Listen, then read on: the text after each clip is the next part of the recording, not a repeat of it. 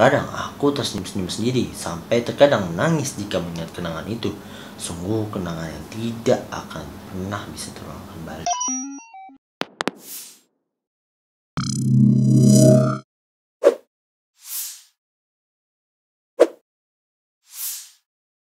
Halo teman-teman Guepedia. Kembali lagi dengan gue Mimin.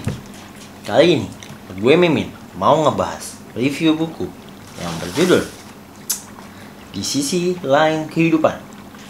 Buku ini ditulis oleh Dani Yulianto, dan arti judul buku ini dapat diartikan sebagai suatu yang lain atau bahkan sering terjadi di dalam kehidupan. Hanya saja terkadang kita semua jarang menyadari akan hal tersebut. Buku ini tuh menceritakan tentang sekedar kisah singkat penulis pada bab 1 dan dibalik sebuah nama pada bab 2. Penulis ini sendiri lahir pada tahun 2001, 23 Juli, lahir di Pasuruan. Anak pertama dari saudara kandung dan cucu pertama di keluarga. Terlahir di keluarga sederhana serta memiliki cita-cita menjadi pemain sepak bola sejak kecil. Terkenal sebagai orang yang harmonis dan mudah bergaul dengan siapapun. Terkadang bersifat pemarah. Namun, buku ini asli dirancang oleh penulis. Apabila ada kemiripan atau apapun itu dengan buku lain, itu suatu ketidaksengajaan. Selebihnya dari buku ini, penulisnya pun meminta maaf jika ada kemiripan. Buku ini sendiri berisi.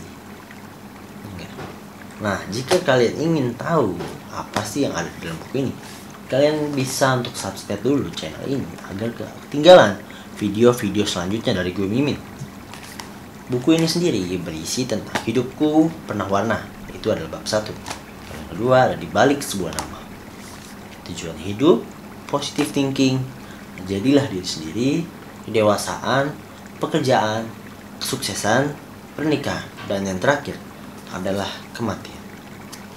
Wow, ini ibarat paket lengkap ya. Sama dari kita lahir sampai kita mati. Ini adalah the meaning of life.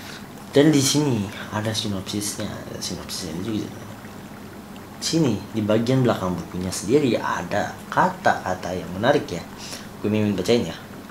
Setiap orang menjadi tokoh utama dalam alur ceritanya, dan tentunya dengan jalan cerita yang berbeda-beda. Mereka bercerita di alur cerita hidupnya sendiri. Buku ini tuh menceritakan tentang kisah singkat penulis dari bab 1, bab 2, dibalik sebuah nama pada bab 2, selanjutnya ada bab 3, dan seterusnya tentang masalah-masalah kehidupan pada umumnya, dengan tambahan sedikit humor di dalam, namun juga bermakna saling mengingatkan dan mengajak untuk menerima masa lalu serta menjadi lebih baik dari versi diri sendiri. Jadi gue Mimin bakal bacain yang bab pertama, bab kedua, dan bab ketiga. Di bab pertama, hidupku penuh warna. Aku terlahir dari keluarga yang sederhana.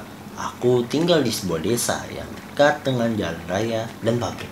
Aku sejak kecil sangat suka dengan sepak bola. Sejak pertama kali bersekolah TK atau taman kanak-kanak, mulai mengenal sebuah pertemanan. Pada saat itu masih polos dong, dan tentunya belum sama sekali mengenal tentang percintaan, atau bahasa gaulnya adalah bucin.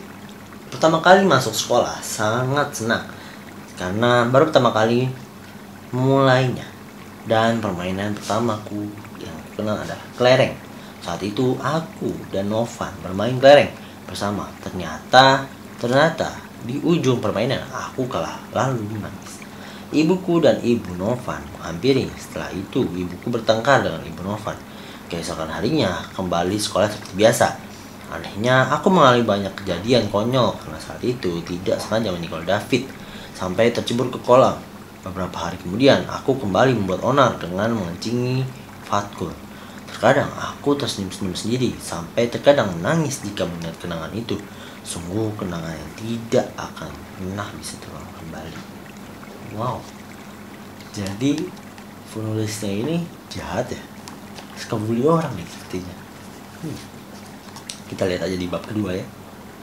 Di bab kedua, di balik sebuah nama, semua yang ada di dunia ini pasti memiliki sebuah nama, baik itu manusia, hewan, tumbuhan, dan benda-benda lainnya.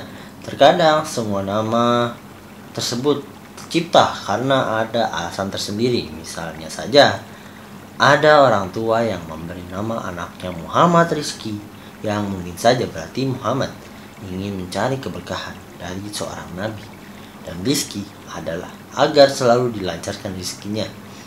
Jadi semua itu tidak ngawur atau sembarangan, seperti nama buah, misalnya ada jeruk, apel, melon, semangka, dan lain-lain. Dari nama hewan, misalnya singa, buaya, kucing, dan lain-lain.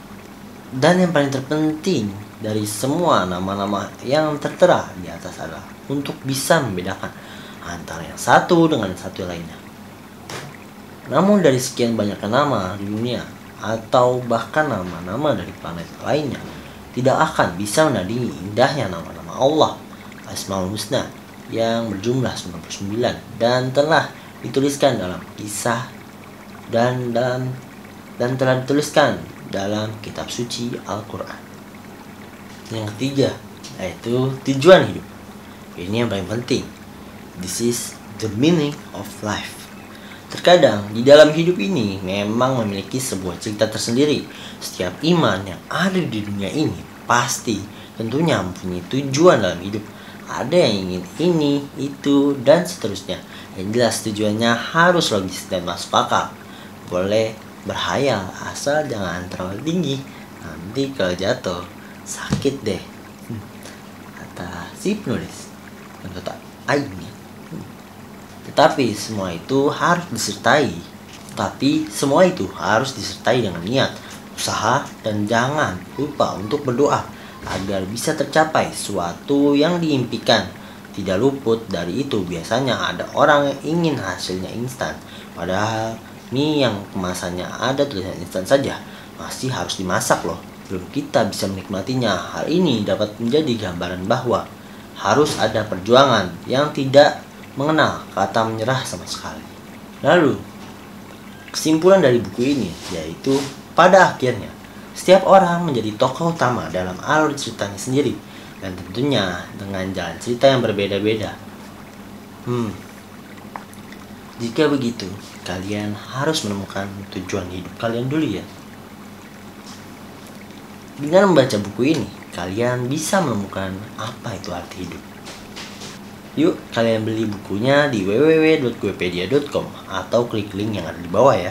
Sekian dulu review buku dari gue Mimin.